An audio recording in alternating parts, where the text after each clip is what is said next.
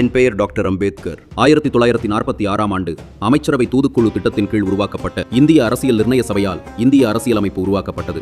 ஐயா, இந்த சபையில மொத்தம் எத்தனை உறுப்பினர்கள் இருந்தாங்க ஐயா?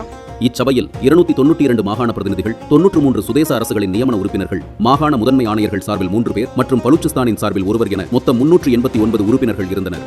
ஐயா, அரசியல் நிர்ணய சபையின் முதல் கூட்டம் எப்போ நடந்துச்சுங்க ஐயா? அரசியல் நிர்ணய சபையின் முதல் கூட்டம் 1946ஆம் ஆண்டு டிசம்பர் 9ஆம் நாள் நடைபெற்றது. ஐயா, இந்த சபையுடைய தற்காலிக தலைவராக தேர்ந்தெடுக்கப்பட்டவர் யாருங்க ஐயா? இச்சபையின் தற்காலிக தலைவராக மூத்த உறுப்பினர் டாக்டர் சச்சிதானந்த சின்ஹா தேர்ந்தெடுக்கப்பட்டார்.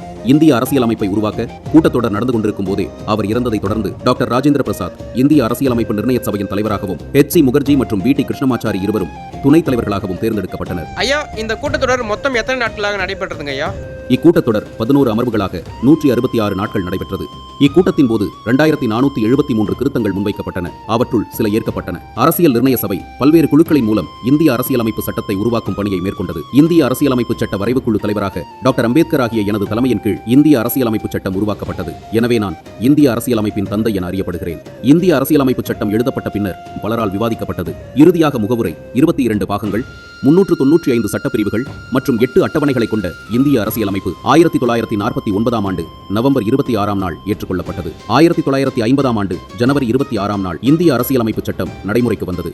இந்த நாளே ஒவ்வொரு ஆண்டும் இந்திய குடியரசு தினமாக கொண்டாடப்படுகிறது. மாணவ செல்வங்களே, இன்று உங்களுக்கான வரலாற்று கேள்வி. இந்திய அரசியலமைப்பின் தந்தை என அழைக்கப்படுபவர் யார்? ஆன்சரை கமெண்ட்ஸ்ல சொல்லுங்க. வணக்கம் ஃப்ரெண்ட்ஸ், 6ல இருந்து 12 வரைக்கும் சமச்சீர் கல்வியில் உள்ள ஹிஸ்டரி PDF ரெடி பண்ணிருக்கோம். இதுல வரி எடுக்கப்பட்ட டெப்தா எடுக்கப்பட்ட 20,000க்கு மேற்பட்ட கொஸ்டின்ஸ் இதில் கவர் ஆகிடும். 6ல இருந்து 12 வரைக்கும் இருக்கக்கூடிய ஹிஸ்ட்ரியில் உள்ள எல்லா டாபிக்ஸ்லுமே எளிமைப்படுத்தி உங்களுக்கு ஒன் வேர்ட் வடிவில் இதில் ரெடி பண்ணியிருக்கோம். இது பார்த்தீங்க அப்படின்னா TNPSC Group 4, Group 2 அப்புறம் போலீஸில் PCSI எல்லா எக்ஸாம்ஸுக்கு பயன்படும். இந்த 20,000க்கு மேற்பட்ட ஹிஸ்ட்ரி நோட்ஸ் PDF உடைய விலை பார்த்தீங்க அப்படின்னா 60 ரூபா மட்டும் தான். இந்த PDF தேவைப்படுறாங்க ஸ்க்ரீனில் தர வாட்ஸ்அப் நம்பருக்கு 6 to 12 20,000 + ஹிஸ்ட்ரி PDF அப்படின்னு சொல்லிட்டு மெசேஜ் பண்ணிங்க அப்படின்னா உங்களுக்கு மேற்கொண்டு சொல்கிறோம்.